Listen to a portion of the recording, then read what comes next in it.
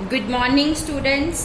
Management accounting दे विच अज असी नवा चैप्टर स्टार्ट करना है। Chapter number 5 cash flow statement. Students इस चैप्टर दे विचों तुहानूं 15 नंबर का सम जिहड़ा है वो पेपर दे विच जरूर आना है। सो तुसीं ये चैप्टर ध्यान दे नाल करना। वैसे तो तुसीं ऑलरेडी +2 दे विच भी ये चैप्टर कर चुके हो। So cash flow statement they which actually असी करना की आ कि असी ये फाइंड आउट करना आ कि एक ऑर्गेनाइजेशन जिहड़ी आ ओदे कोल पूरा साल कैश दा की इनफ्लो रहा आ ते कैश दा की आउटफ्लो रहा आ। यानी कि कैश फ्लो स्टेटमेंट ये दसदी आ कि एक ऑर्गेनाइजेशन दे विच पूरा साल कैश कित्थों आ रहा आ, मीनस कैश के किहड़े सोर्सिस ने और कैश कित्थे कित्थे यूज हो रहा है, मीनस कैश दियां किहड़ियां किहड़ियां एप्लीकेशंस ने। हुण आपां कैश फ्लो स्टेटमेंट क्यों बनाउंदे आ स्टूडेंट्स? कैश जिहड़ा आ बहुत ही इंपॉर्टेंट जिहड़ा एलीमेंट हुंदा आ किसी भी ऑर्गेनाइजेशन दा। सो इस गल दा ध्यान रखना किसी भी ऑर्गेनाइजेशन लिए बहुत जरूरी हुंदा आ कि वो कित्थे कित्थे कैश नूं जिहड़ा आ उन्हें पे करना आ, क्योंकि चाहे ऑर्गेनाइजेशन ने रॉ मटीरियल लेना आ, चाहे अपने वर्कर्स नूं सैलरीज देनियां आ, वेजेस देनियां आ, हर एक जगह ते उन्होंने कैश की जरूरत जिहड़ी आ पैंदी आ। सो हुण ਇਹਦੇ मतलब ये आ कि कैश बहुत ही जिहड़ी इंपॉर्टेंट चीज़ आ बिजनेस के लिए। सो ਇਹਦੇ ਤੇ ਜਿਹੜੀ नज़र रखनी भी जरूरी आ कि सानू कदों कैश चाहिदा आ ते कदों साडे कोल कैश आऊगा, ताकि असी अपनियां जो भी पेमेंट्स ने उन्होंने टाइमली कर सकीए, क्योंकि उन्होंने पेमेंट्स के बेसिस ते ही साडी क्रैडिट वर्दीनैस जिहड़ी हैगी आ वो इंश्योर हुंदी आ। एक फैक्ट की आ कि जिस तरह कहते साडी ह्यूमन बॉडी लिए ब्लड हुंदा आ, उस तरीके नाल एक बिजनेस ऑर्गेनाइजेशन दे लई कैश हुंदा आ। सो इसलिए ये बहुत ज़्यादा जरूरी आ कि बिजनेस दे विच हर टाइम ते एक कैश दा जिहड़ा एडिक्वेट बैलेंस आ वो मेनटेन रहना चाहिए आ। कुछ ऑर्गेनाइजेशंस इस तरह भी हुंदा आ कि उन्हां दे प्रॉफिट्स तो बहुत ज़्यादा हुंदे आ, बट उन्हां दी कैश पोजीशन जिहड़ी आ वो बहुत ही वधिया नहीं हुंदी। इस करके वो अपनी जिहड़ियां पेमेंट्स ने, अपने टैक्सेस ने, अपने डिविडेंड्स ने टाइमली पे नहीं कर पाते। ये क्यों हुंदा आ? क्योंकि कई वेले की हुंदा कि साडे प्रॉफिट्स तो बहुत ज़्यादा नहीं, असी अर्न कर चुके हैं, असी सेल तो बहुत ज़्यादा कर चुके हैं, बट हजे तक असी कैश नहीं रिसीव किया अपने डैटर्स दे कोलों। और जे असी कैश रिसीव किया आ तो वो कैश किसी होर परपज़ लई यूज़ हो गया आ। सो कैश की जिहड़ी मूवमेंट आ वो बहुत ही इंपॉर्टेंट आ मैनेजमेंट लिए। कैश की मूवमेंट पर ध्यान रखना। हुण असी जिहड़ा हैगा आ अकाउंटिंग स्टैंडर्ड 3 जिहड़ा आ उहदे विच असी पढ़दे आ कि किस तरह नाल statement of changes in financial position जिहड़ियां हैगियां प्रिपेयर कीतियां जांदियां आ। हुण तक असी 2 स्टेटमेंट्स पढ़ियां इंपॉर्टेंट ने जिहड़ियां, एक तो प्रॉफिट एंड लॉस अकाउंट आ जिन्होंने असी इनकम स्टेटमेंट भी कहते हैं, तो दूसरी बैलेंस शीट आ जिन्होंने असी पोजीशन स्टेटमेंट भी कहते हैं। बट इन्हां स्टेटमेंट्स तो इलावा जिहड़ी साडी statement of changes in financial position आ ये भी बहुत ज़्यादा इंपॉर्टेंट आ, क्योंकि ये स्टेटमेंट सानू ये दसदी आ कि एक ऑर्गेनाइजेशन की फाइनैशियल पोजीशन च की चेंजिज आए ने, किहड़े सोर्सिस ने जिथों फंड्स जिहड़े ने लए गए ने, ते किहड़े यूजेस ने जिथे उन्हां फंड्स नूं यूज़ किया गया आ। सो फंड फ्लो स्टेटमेंट जिहड़ी हैगी आ इनू असीं फंड फ्लो स्टेटमेंट भी कहते हैं। फंड फ्लो स्टेटमेंट साडे लिए बहुत यूजफुल इनफॉर्मेशन प्रोवाइड करती आ, बट इहदियां भी कुछ लिमिटेशंस ने। सब तो पहली की आ कि फंड का मतलब हर एक अलग अलग फर्म्स जिहड़ियां ने उन्हां दे लई फंड का मतलब भी अलग अलग आ। कुछ फर्म्स जिहड़ियां ने वो फंड का मतलब वर्किंग कैपिटल लैंदियां ने, बल्कि कुछ होर ऑर्गेनाइजेशंस जिहड़ियां ने फंड का मतलब कैश लैंदियां ने। सो जनरल च की हुंदा जिहड़ी फंड फ्लो स्टेटमेंट है वर्किंग कैपिटल बेसिस ते बनाई जाती है। वर्किंग कैपिटल दे विच ਤੁਸੀਂ ਦੇਖੋ ਇਨਵੈਂਟਰੀ ਵੀ ਆ ਜਾਂਦੀ ਆ, ਪ੍ਰੀਪੇਡ ਵੀ ਆ, ਐਕਸਪੈਂਸਿਸ ਵੀ ਆ ਜਾਂਦੇ ਆ ਜਿਨ੍ਹਾਂ ਨੂੰ ਅਸੀਂ ਕੈਸ਼ 'ਚ ਕਨਵਰਟ ਕਰ ਹੀ ਨਹੀਂ ਸਕਦੇ। ਸੋ ਇਹ ਆਰਗੇਨਾਈਜੇਸ਼ਨ ਦੀ ਸ਼ਾਰਟ ਟਰਮ ਓਬਲੀਗੇਸ਼ਨਸ ਨੂੰ ਫੁਲਫਿਲ ਕਰਨ ਦੇ ਵਿੱਚ ਕੁਝ ਵੀ ਕੰਟਰੀਬਿਊਟ ਜਿਹੜੇ ਆ ਨਹੀਂ ਕਰਦੇ। ਸੈਕਿੰਡ, ਜਿਹੜਾ ਸਾਡਾ ਅਕਾਊਂਟਿੰਗ ਸਟੈਂਡਰਡ 3 ਆ, ਇਹਨੇ ਫੰਡ ਫਲੋ ਸਟੇਟਮੈਂਟ ਬਣਾਉਣ ਦਾ ਕੋਈ ਸਟੈਂਡਰਡ ਫਾਰਮੈਟ ਵੀ ਪ੍ਰੋਵਾਈਡ ਨਹੀਂ ਕੀਤਾ। ਸੋ ਅਲੱਗ-ਅਲੱਗ ਫਰਮਸ ਜਿਹੜੀਆਂ ਨੇ ਅਲੱਗ-ਅਲੱਗ ਮੈਥਡਸ ਅਡਾਪਟ ਕਰਦੀਆਂ ਆ, ਜਿਹਦੇ ਕਰਕੇ ਉਹਨਾਂ ਦੀਆਂ ਸਟੇਟਮੈਂਟਸ ਨੂੰ ਆਪਸ ਦੇ ਵਿੱਚ ਕੰਪੇਅਰ ਕਰਨਾ ਮੁਸ਼ਕਿਲ ਹੋ ਜਾਂਦਾ ਆ। ਐਂਡ ਥਰਡ ਕੀ ਆ ਕਿ ਜਿਹੜੀਆਂ ਫੰਡ ਸਟੇਟਮੈਂਟਸ ਅਸੀਂ ਕੈਸ਼ ਬੇਸਿਸ ਤੇ ਬਣਾਉਂਦੇ ਆ, ਉਹ ਵੀ ਜਿਹੜਾ ਆ ਆਪਰੇਟਿੰਗ, ਇਨਵੈਸਟਿੰਗ ਤੇ ਫਾਈਨਾਂਸਿੰਗ ਐਕਟੀਵਿਟੀਜ਼ ਤੋਂ ਸੈਪਰੇਟਲੀ ਕੈਸ਼ ਡਿਸਕਲੋਜ਼ ਨਹੀਂ ਕਰਦੀਆਂ, ਕੈਸ਼ ਫਲੋ ਡਿਸਕਲੋਜ਼ ਨਹੀਂ ਕਰਦੀਆਂ। ਠੀਕ ਹੈ, ਸੋ ਇਹਨਾਂ ਲਿਮਿਟੇਸ਼ਨਸ ਨੂੰ ਧਿਆਨ 'ਚ ਰੱਖਦੇ ਹੋਏ ਵੀ ਇਹ ਜ਼ਰੂਰਤ ਬਣ ਜਾਂਦੀ ਆ ਕਿ ਕੈਸ਼ ਫਲੋ ਸਟੇਟਮੈਂਟ ਜਿਹੜੀ ਆ ਉਹਨੂੰ ਸਟੈਂਡਰਡ ਫਾਰਮੈਟ ਦੇ ਵਿੱਚ ਬਣਾਇਆ ਜਾਵੇ।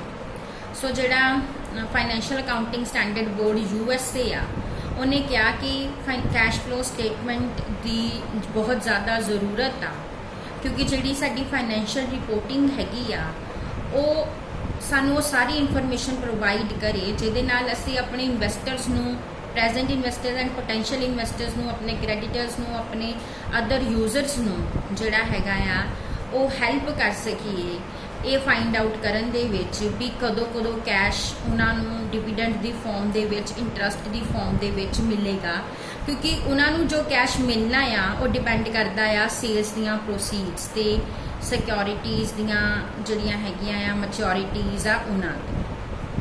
ਸੋ ਜੂਨ 1995 ਦੇ ਵਿੱਚ ਸੈਬੀ ਨੇ ਸੈਕਸ਼ਨ ਕਲੌਜ਼ 32 ਜਿਹੜੀ ਹੈਗੀ ਆ ਉਹਨੂੰ ਅਮੈਂਡ ਕੀਤਾ, ਜਿਹਦੇ ਨਾਲ ਹਰ ਲਿਸਟਡ ਕੰਪਨੀ ਨੂੰ ਰਿਕੁਆਇਰ ਕਰ ਦਿੱਤਾ ਗਿਆ ਕਿ ਉਹ ਆਪਣੀ ਬੈਲੈਂਸ ਸ਼ੀਟ ਤੇ ਪ੍ਰੋਫਿਟ ਐਂਡ ਲਾਸ ਅਕਾਊਂਟ ਤੋਂ ਇਲਾਵਾ ਕੈਸ਼ ਫਲੋ ਸਟੇਟਮੈਂਟ ਵੀ ਪ੍ਰਿਪੇਅਰ ਕਰਨਗੀਆਂ ਪ੍ਰੈਸਕ੍ਰਾਈਬਡ ਫਾਰਮੈਟ ਦੇ ਵਿੱਚ, ਜਿਹਦੇ ਵਿੱਚ ਆਪਰੇਟਿੰਗ ਐਕਟੀਵਿਟੀਜ਼, ਇਨਵੈਸਟਿੰਗ ਐਕਟੀਵਿਟੀਜ਼ ਤੇ ਫਾਈਨਾਂਸਿੰਗ ਐਕਟੀਵਿਟੀਜ਼ ਤੋਂ ਕੀ ਕੈਸ਼ ਫਲੋ ਹੋਏ ਨੇ ਉਹਨਾਂ ਨੂੰ ਸੈਪਰੇਟਲੀ ਸ਼ੋ ਕੀਤਾ ਜਾਏਗਾ।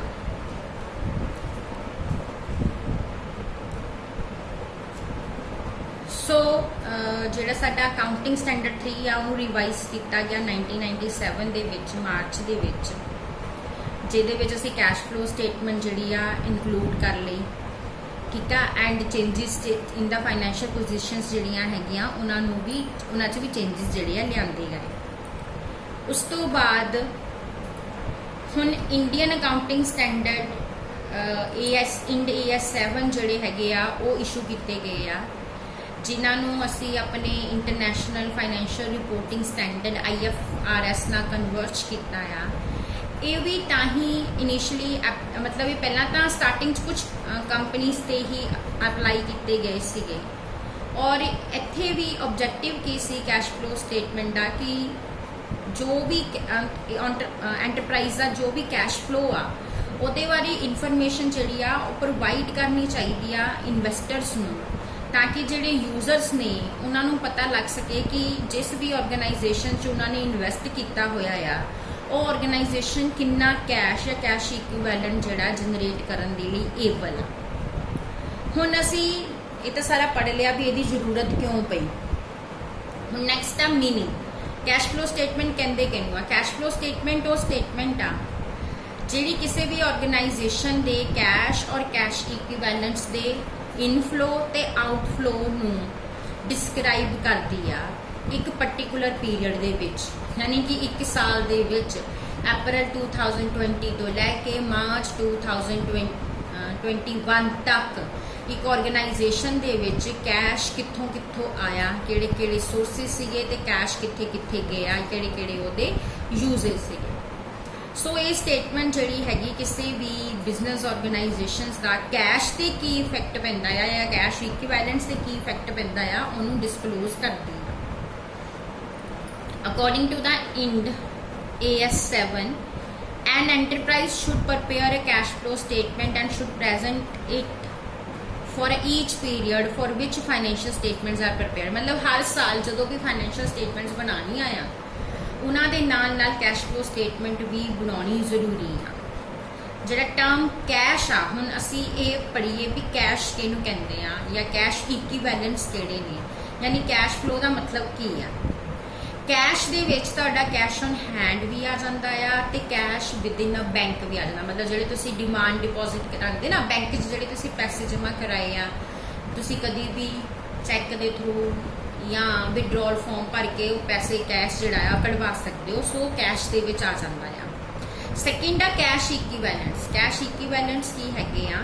ਕੋਈ ਵੀ ਸ਼ਾਰਟ ਟਰਮ ਜਿਹੜੀਆਂ ਹਾਈਲੀ ਲਿਕੁਇਡ ਇਨਵੈਸਟਮੈਂਟਸ ਹੈਗੀਆਂ ਆ, ਜਿਨ੍ਹਾਂ ਨੂੰ ਈਜ਼ੀਲੀ ਕੈਸ਼ ਦੇ ਵਿੱਚ ਕਨਵਰਟ ਕੀਤਾ ਜਾ ਸਕਦਾ ਆ, ਜਾਂ ਜਿਨ੍ਹਾਂ ਦੀ ਵੈਲਿਊ ਦੇ ਵਿੱਚ ਕੋਈ ਵੀ ਚੇਂਜਸ ਜਿਹੜੇ ਆਣਗੇ ਉਹਦਾ ਰਿਸਕ ਬਹੁਤ ਹੀ ਘੱਟ ਆ, ਉਹਨਾਂ ਨੂੰ ਕੈਸ਼ ਇਕੁਇਵੈਲੈਂਟਸ ਕਿਹਾ ਜਾਂਦਾ ਆ। ਸੋ ਇਨਵੈਸਟਮੈਂਟ ਕੈਸ਼ ਇਕੁਇਵੈਲੈਂਟ ਲਈ ਜ਼ਰੂਰੀ ਆ ਕਿ ਸ਼ਾਰਟ ਮੈਚੁਰਿਟੀ ਦੀ ਹੋਣੀ ਚਾਹੀਦੀ ਆ, ਯਾਨੀ ਕਿ 3 ਮਹੀਨੇ ਜਾਂ ਉਹਦੇ ਤੋਂ ਘੱਟ ਦੀ ਹੀ ਹੋਣੀ ਚਾਹੀਦੀ ਆ। ਜਿਹੜੀ ਸ਼ੇਅਰਸ ਦੇ ਵਿੱਚ ਇਨਵੈਸਟਮੈਂਟ ਆ ਉਹਨੂੰ ਅਸੀਂ ਕੈਸ਼ ਇਕੁਇਵੈਲੈਂਟਸ ਨਹੀਂ ਕਾਊਂਟ ਕਰਦੇ। Cash equivalents for example preference share ਜਿਹੜੇ ਕੰਪਨੀ ਦੇ ਸ਼ਾਰਟ ਟਾਈਮ ਪੀਰੀਅਡ ਲਈ ਅਕਵਾਇਰ ਕੀਤੇ ਗਏ ਆ, ਉਹਨਾਂ ਨੂੰ ਵੀ ਅਸੀਂ ਕੈਸ਼ ਇਕੁਇਵੈਲੈਂਟਸ ਦੇ ਵਿੱਚ ਲੈ ਲੈਂਦੇ ਆ। ਉਸ ਤੋਂ ਬਾਅਦ ਥਰਡ ਜਿਹੜੀ ਡੈਫੀਨੇਸ਼ਨ ਦਿੱਤੀ ਗਈ ਆ ਇੰਡੀਆ 7 ਜੋ ਹੈ ਕੈਸ਼ ਫਲੋ ਦੀ। ਕੈਸ਼ ਫਲੋ ਦਾ ਮਤਲਬ ਕੀ ਆ? ਕੈਸ਼ ਤੇ ਕੈਸ਼ ਇਕੁਇਵੈਲੈਂਟ ਦਾ ਇਨਫਲੋ ਤੇ ਆਊਟਫਲੋ। ਜਿਹੜਾ ਕੈਸ਼ ਦਾ ਫਲੋ ਹੈਗਾ ਆ ਉਹ ਕਦੋਂ ਹੁੰਦਾ ਆ? ਜਦੋਂ ਕੋਈ ਵੀ ਕੈਸ਼ ਨਾਲ ਰਿਲੇਟਡ ਟ੍ਰਾਂਜੈਕਸ਼ਨ ਜਿਹੜੀ ਆ ਕੀਤੀ ਜਾਂਦੀ ਆ। ਸੋ ਜਦੋਂ ਵੀ ਟ੍ਰਾਂਜੈਕਸ਼ਨ ਹੋਏਗੀ, ਤੁਸੀਂ ਸੇਲ ਕੀਤੀ, ਕੈਸ਼ ਮਿਲਿਆ ਤੁਹਾਨੂੰ, ਪਰਚੇਸ ਕੀਤੀ, ਕੈਸ਼ ਪੇ ਕੀਤਾ, ਸੋ ਉਹਦੇ ਨਾਲ ਜਿਹੜਾ ਹੈ ਕੈਸ਼ ਦਾ ਫਲੋ ਹੁੰਦਾ ਆ। ਸੋ ਕੈਸ਼ ਫਲੋ ਦੇ ਵਿੱਚ ਅਸੀਂ ਸਿਰਫ ਕੈਸ਼ ਔਰ ਕੈਸ਼ ਇਕੁਇਵੈਲੈਂਟਸ ਦੀ ਹੀ ਮੂਵਮੈਂਟ ਜਿਹੜੀ ਹੈਗੀ ਆ ਉਹ ਲੈਣੀ ਆ, ਯਾਨੀ ਕੋਈ ਵੀ ਟ੍ਰਾਂਜੈਕਸ਼ਨ ਜਿਹਦੇ ਨਾਲ ਕੈਸ਼ ਜਾਂ ਕੈਸ਼ ਇਕੁਇਵੈਲੈਂਟਸ ਇਨਕਰੀਜ਼ ਜਾਂ ਡਿਕਰੀਜ਼ ਹੋ ਰਿਹਾ, ਉਹ ਵਾਲੀਆਂ ਸਾਰੀਆਂ ਟ੍ਰਾਂਜੈਕਸ਼ਨਸ ਅਸੀਂ ਕੈਸ਼ ਫਲੋ ਦੇ ਵਿੱਚ ਲੈਂਦੇ ਹਾਂ। ਹੁਣ ਨੈਕਸਟ ਹੈ ਕੈਸ਼ ਫਲੋ ਦੀ ਕਲਾਸੀਫਿਕੇਸ਼ਨ। 3 ਤਰ੍ਹਾਂ ਦੀਆਂ ਐਕਟੀਵਿਟੀਜ਼ ਆ ਜਿਨ੍ਹਾਂ ਤੋਂ ਕੈਸ਼ ਫਲੋ ਹੁੰਦਾ ਆ: operating activities, investing activities and financing activities. ਇਹਨਾਂ ਐਕਟੀਵਿਟੀਜ਼ ਨੂੰ ਆਪਾਂ ਡਿਟੇਲ ਦੇ ਵਿੱਚ ਆਪਣੇ ਨੈਕਸਟ ਲੈਕਚਰ ਦੇ ਵਿੱਚ ਡਿਸਕਸ ਕਰਾਂਗੇ। Thank you.